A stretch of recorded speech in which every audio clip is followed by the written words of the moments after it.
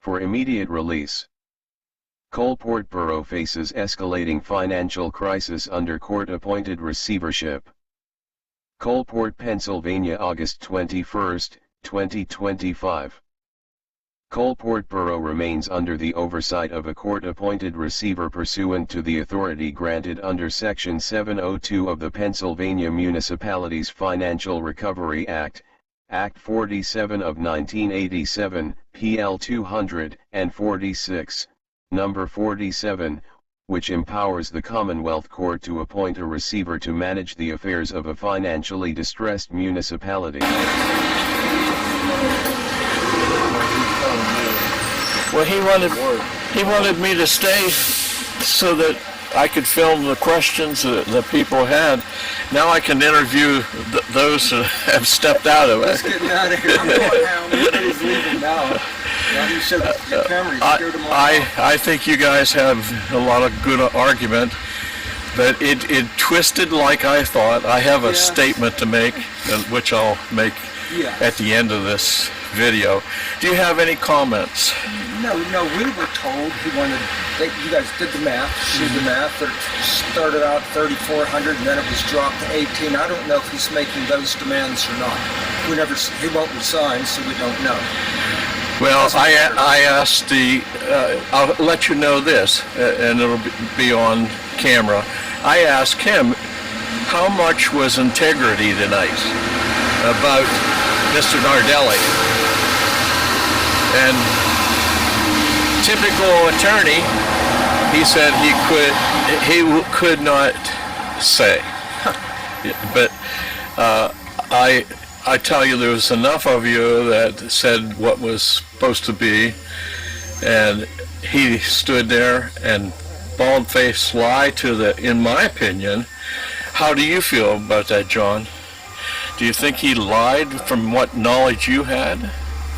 Just from the knowledge I have, it appears that way, yeah. The problem is, this is a counselor, and if there's not clarity and truthfulness. Well, you can't hold a discussion with him. He wants to stop any discussion. Yeah. They just call you a liar, but they don't want to hear anything. That's right. Yeah, it was interesting.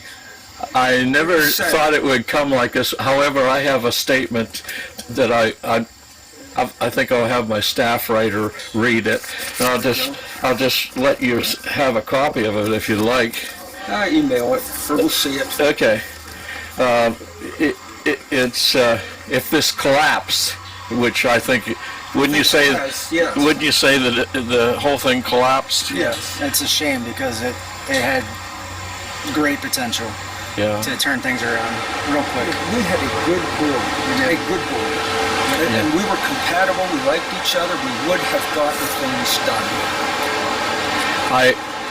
Maybe I'm reading wrong, and she said it when she first came in, but Miss Kunkel stated that she was tired. She had been up since 5:30. Yes, I'm sure she is. But I thought I saw a twinkle of I don't know how to explain it. I want to say the right things, that she was disappointed. I'm sure she was. Yeah. She worked really hard with us to try to move this along. What would have happened if council started and Mr. Instantly, we're out of receivership. If you put the thing, we didn't ask that question. How much does he make? Did you ask him how much is he getting paid? No, I can go back in and ask that. What's the tally up to this point? Yes. And there's two buckets there. There's the receivership money, and then there's the legal services. Yes. So what does that come to combined? Yeah. Nobody asks that. No one asks Let's go back in. He's open to interview. Let's go back. Ask some questions? Yeah, Let me bring this in for you. As of August 18, 2025, the borough has accrued $7,100.00 in debt to the receiver, billed at a rate of $135 per hour. This figure continues to rise, placing the borough in a precarious fiscal position. The receiver has further committed to maintaining the 961 Forest Street Municipal Building at an annual cost of $30,000, a decision that will draw heavily from the borough's general fund. Once depleted, essential services including electricity may cease. When the general fund is exhausted, the lights in Coalport will go out, the Force of 5 reportedly stated. Do we have to move it? Or? I made it clear that I'm not closing this building down. Okay. I think that's dicey. Because while I've seen the argument and the economics, this is not a very economical building. No. Right. It eats up our money. Tremendously inefficient, all that, right? Right. We need to get rid of it. Concerns about space, all of that is a concern.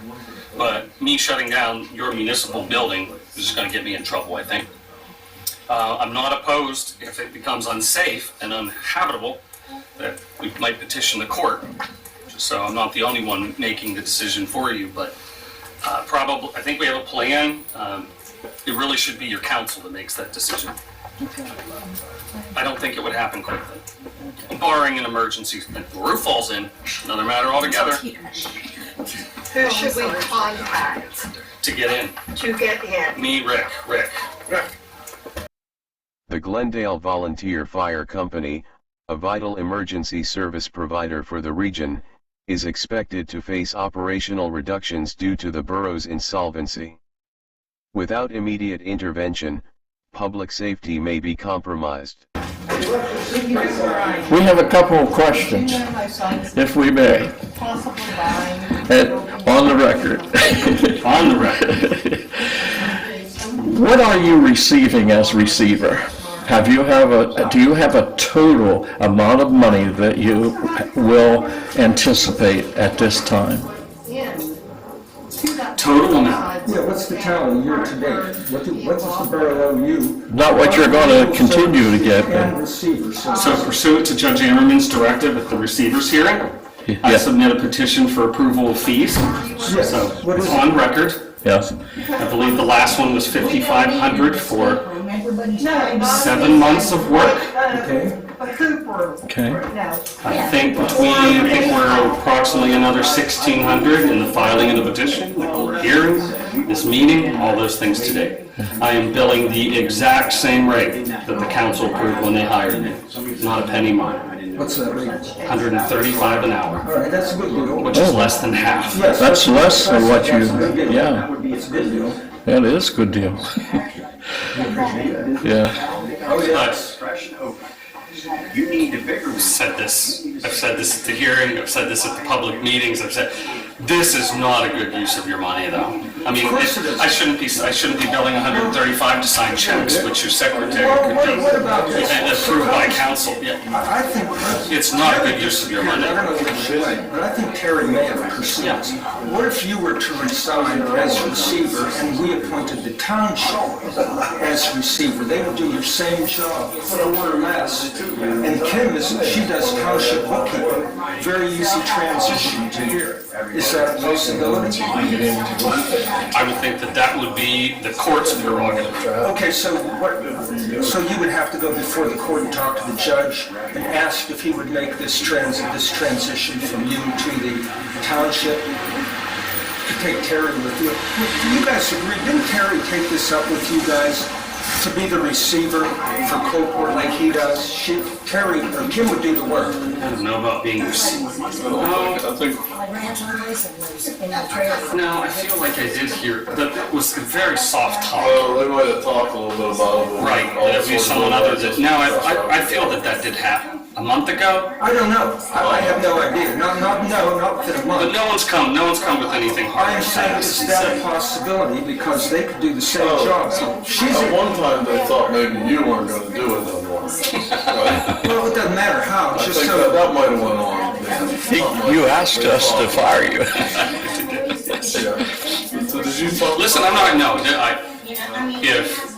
if anyone came forward with another plan and it made sense, fine. It's a court's we choice. have to get out of receivership. I think you should. I think absolutely should get out of receivership. Yes. And there's more costs than just receivership. It never came up in here because we didn't have the opportunity. Additionally, Coalport Borough is currently in non-compliance with the terms of the American Rescue Plan Act, ARPA, grant, which provided $50,000 in federal funding. Under 31 CFR Part 35, municipalities must adhere to strict reporting and expenditure guidelines. Failure to comply may result in the full return of funds with interest to the U.S. Treasury. For example, this ARPA grant. Now, you talked about that briefly. None of the annual reports have been filed. So now I'm we are aware of one, but okay. Well, we're in non-compliance. You You probably are in see. non-compliance. Okay, so they've extended the period to the They end of the year. So now, are you going to work with Terry to bring the borough into compliance? Sort of. We were going to. Sort of. No, I I don't believe know what that means, sort of. that, to all those folks, sounds like Nelson's gonna be here burning the midnight oil, putting together the report. No, I think. Thanks what for will the happen- clarification. I think what will happen is there will be what they call essentially a caretaker. Okay, so the DCED then will perform, get this stuff in order. All you'll have to do is sign. Yeah, people who've looked at these reports, you know, I've not. It's the first time I've seen a non-compliance notice. All of my municipalities filed their. Yes. So the docket number is still going to be open. It's not closed as of that order because no council was formed. Think of it this way, it's a petition, so there is no pending, so it's not an active case. But any filing will reopen that docket number and there'll be another. Okay. The status right now that I Appoint a new looked at. council to remove me as a receiver, any of those things could revive that number. It's petition practice, it kind of works that way. Yeah. Well, so we had plans with Terry to complete those reports, so we would be in compliance. I mean, they don't even, at this point, they need a SAM number, Systems Awards Management number. They allow that to expire after 1 year. You have to renew that every year. Without that, you can't even file the annual report. It's your number, Yeah, yeah. so what I'm saying, so we have your fees up, we have theirs 50,000. That's a result. That's $50,000 to the borough money. Now, the other thing, we did not receive our liquid fuels allocation because Not yet. nobody applied for that. It's a very simple form, and that's for 2025. Now, 2026 is coming up. I appreciate this, but what's the purpose of the conversation at The purpose of the this point? conversation is if we can convince them of You need this a to council, step you need a down. functioning local I had a government. functioning I know, local but Absolutely. But then I'll say with respect to me, the person who doesn't have a dog in the fight, you came up with a plan and then you put barriers which But, have you allowed that didn't not to pursue happen. So that as there I were asked you conditions. Those folks articulated what they were willing and what they were Right, not but willing to do. from- And here we are. We don't have a council, so we all go home tonight and we're in the exact same You position as didn't before. represent us in court like I asked It's you not, to. I don't represent you. That's what I told. Borough. Okay, but that was not, you should have told me that, so I could have got a different attorney. You never told me you were no, Section 1004 of the Borough Code says if they fail to organize, the judge I can remove absolutely agree with Judge Harriman's interpretation. There is no mechanism to remove an elected official. Only the but governor. Through the two I explained to you, the judge, even if he issued that order, it is beyond the judge's authority, and he made that perfectly clear. Yes, he did. He did. I'm sorry. I wish there was an easier solution. I wish that maybe the code should be revised to Well, contemplate I know exactly. that's what it says in the code, that's all I was forbidden. Now, this is when a council can organize and refuses to organize. These folks showed up to meetings. They don't have enough to form a quorum. Which is why Judge Harriman did at one moment look and said, I'm not blaming these folks who are actually showing up. They can't have a meeting. That's the point. That's the differentiation between those code sections. All right, my point is that. I wish there was a better way to get you guys onto a council. We should be meeting in Danville tonight. Yes, well. Efforts by local reform advocates, including the civic coalition known as Straight Arrow and the Force of Five, aim to preserve the ARPA funding.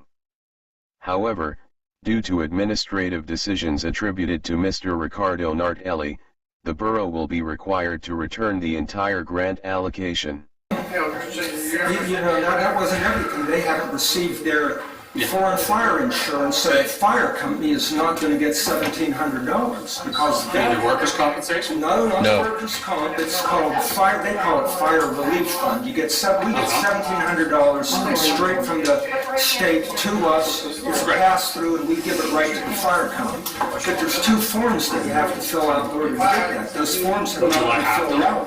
I don't know if you do, I'm not blaming you. Yeah. That's why I'm saying Kim would be a better receiver. So she's used to all this crap. She would automatically file this stuff. You wouldn't know about it, and that's nothing against you. So our It's not plan, what you do. our plan is that there's gonna be there are seasoned secretaries. We're gonna try to get all those forms and reports. I think Kim may be in your future, but Well, we're not gonna dump a mess in her lap, so we're gonna try to. I brought this up about The Commonwealth of Pennsylvania has formally suspended all assistance to Coalport Borough, citing noncompliance and fiscal instability. Furthermore, the Pennsylvania Department of Transportation, PennDOT, has halted all liquid fuels payments, which are governed under Act 655 of 1956, jeopardizing future infrastructure maintenance and road safety. It appears the receiver will bleed the borough down to insolvency, one official remarked following the August 18 meeting attended by Mr. John Shawley, Mr. Paul Zupich, and Reverend Gerald W. Spade, Sr. in the parking lot.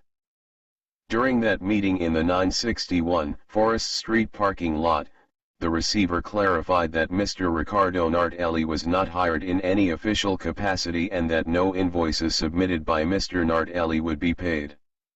His contributions, while extensive, have been characterized as voluntary and without financial obligation to the borough. Coalport Borough now faces the grim reality that even petitioning the Honorable Court for relief may be impossible due to lack of funds for legal filings.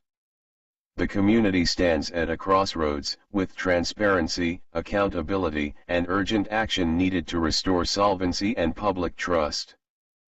Contact Ricardo Nardelli, Counselor. Office of Dysfunctional Counsel.